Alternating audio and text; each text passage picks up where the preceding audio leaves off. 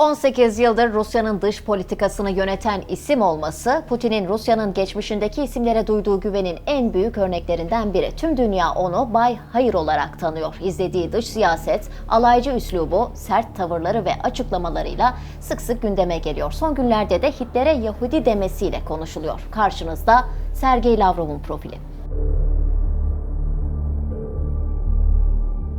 21 Mart 1950'de Moskova'da dünyaya geldi. Annesi Rus, babası ise Ermeniydi. Gürcistanlı olan babasının soyadı Kalantaryan'dı ama annesinin soyadını aldı. Sovyet Dış Ticaret Bakanlığı'nda çalışan annesine büyük bir hayranlık besliyordu. O zamanlar farkında olmasa da ileride annesinin yolundan gidecekti. Çocukluğunda fiziksel şiddete maruz kalmasa da o günleri anlattığı bir röportajında çocukluğunda havuç sopa yöntemiyle yetiştirildiğini söyleyerek "Ailem beni konuşarak yetiştirdi ama kelimeler kimi zaman kibar, kimi zamansa sopa gibiydi" demişti. Çok başarılı bir öğrenciydi. Liseyi gümüş madalyayla bitirdi. Özellikle fizik derslerini çok seviyordu. Bu yüzden Ulusal Nükleer Araştırma Üniversitesi ile Moskova Üniversitesi Fizik ve Teknoloji Enstitüsü'ne girmek istiyordu. Ancak hayat onu farklı bir noktaya taşıdı. Moskova Üniversitesi'nde hayallerinden bambaşka bir alanda uluslararası ilişkiler üzerine eğitim aldı. Henüz 3. sınıftayken eşi Maria Lavrova ile tanıştı. Kısa süre sonra ise evlendiler. Üniversite eğitimi boyunca Ostankino Kulesi'nin inşası gibi çeşitli işlerde çalıştı. Özellikle yaz tatillerinde Hakasya, Tuva ve Rusya'nın uzak doğusunda dönemlik işler yapıyordu. Bu dönemde Rusçanın yanında ileri derecede İngilizce, Fransızca ve Singalaca başta olmak üzere 5 dil öğrendi.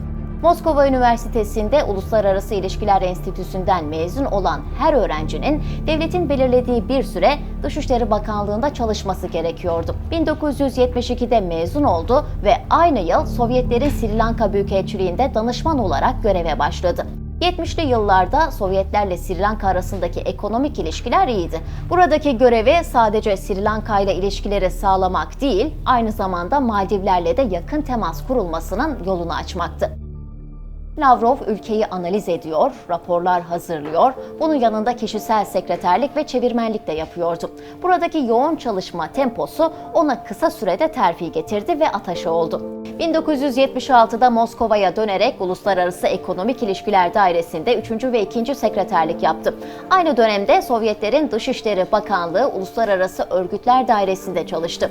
Soğuk Savaş'ın en yoğun olduğu dönem olan 1981-1988 arasında Sovyetlerin New York'taki Birleşmiş Milletler Daimi Temsilciliğinde kıdemli danışman oldu. 88 yılında tekrar Moskova'ya döndü. 1988-1990'da Sovyetlerin Dışişleri Bakanlığı Uluslararası Ekonomik İlişkiler Dairesi Başkan Yardımcılığı, 1990-1992'de Rusya Dışişleri Bakanlığı Küresel Problemler ve Uluslararası Teşkilatlar Dairesi Başkanlığı, 1992-1994'te Rusya Dışişleri Bakan Yardımcılığı, 1994-2004'te de Rusya'nın Birleşmiş Milletler Daimi Temsilcisi olarak görevlendirildi.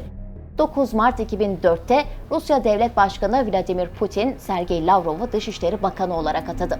Bu tarihten günümüze kadar geçen 18 yıl boyunca Rusya Dışişleri Bakanlığı yaptı ve bu görevini hala sürdürüyor.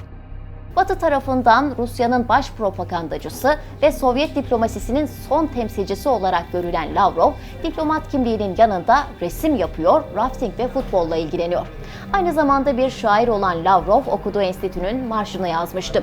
Artık şiire zaman bulamamaktan yakınsa da zaman zaman şiirleri edebiyat dergilerinde yayınlanıyor. Şiirlerin konusuysa genellikle Sovyetlerin dağılması ve Rusya'da yaşanan dramatik olaylar oluyor. Lavrov'un sanata düşkünlüğü bununla da sınırlı değil. Folk ve caz müzikten hoşlanan Lavrov, gitar da çalabiliyor. Tüm iş yoğunluğuna rağmen hobilerine ve ailesine yeterli vakit ayıran Lavrov'un kızı Yekaterina bir röportajında onun tam bir aile babası olduğunu söylemişti. Sergey Lavrov çok başarılı bir diplomat olmasının yanı sıra güvenirliği ve sertliğiyle de biliniyor. Bu sebeple Amerikan medyası kendisinden sık sık Doktor No ve Bay Niyet lakabıyla bahsediyor. Birçok isimle yaptığı görüşmelerde tavırlarıyla gündeme geliyor. İngiltere'nin Dışişleri Bakanı Liz Truss'un Rus coğrafyası hakkındaki bilgisiyle alay etmişti. Truss ise onunla konuşmayı sağır biriyle konuşmaya benzetmişti. 2013'te BBC'ye konuşan bir uzman da onun dini Rusya'dır demişti. İngiliz meslektaşı David Miliband'la yaptığı telefon görüşmesinde sinirlenerek küfretmesiyle de hafızalara kazınmıştı. Ettiği küfür nedeniyle ikili ilişkiler oldukça gerilmişti. Pek çok kişi onun kurnaz bir diplomat olduğunu söylüyor. Her hamlesini en ince detayına kadar hesaplamadan hareket etmiyor. Hatta 2017'de Amerika Birleşik Devletleri'nin eski Dışişleri Bakanı Rex Tillerson, "Onunla tango yapamazsınız çünkü dans etmenize izin vermez" demişti ve Lavrov'un iki hedefi olduğunu söylemişti: Rusya'yı yüceltmek ve Amerika'yı küçük düşürmeye yarayacak her fırsatta veto kartını kullanmak. Lavrov daha önce hem Napolyon hem de Hitler Avrupa'ya boyun eğdirmek istedi. Şimdi ise Amerika Birleşik Devletleri Avrupa'ya boyun eğdirmek istiyor diyerek Amerikalıları Nazilere benzetmişti.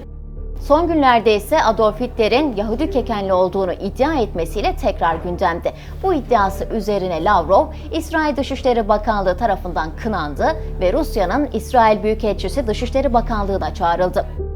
Lavrov'un anıldığı bir diğer şey de yüz milyonlarca dolarlık mal varlığı. Hatta geçen yıl Rus muhalefet aktivisti Alexei Navalny'nin ekibi tarafından yayınlanan bir raporda kişisel servetiyle ailesinin ve arkadaşlarının hayatlarını finanse ettiği iddia edilmişti.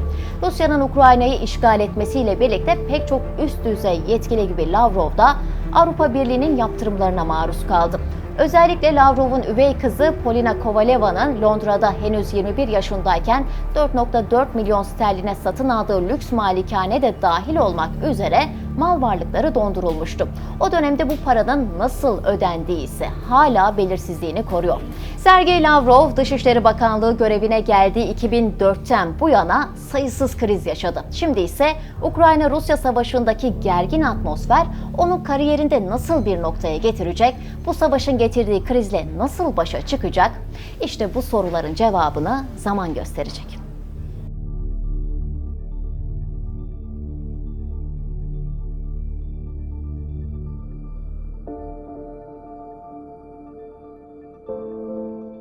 ...18 yıldır Rusya'nın dış politikasını yöneten isim olması, Putin'in Rusya'nın geçmişindeki isimlere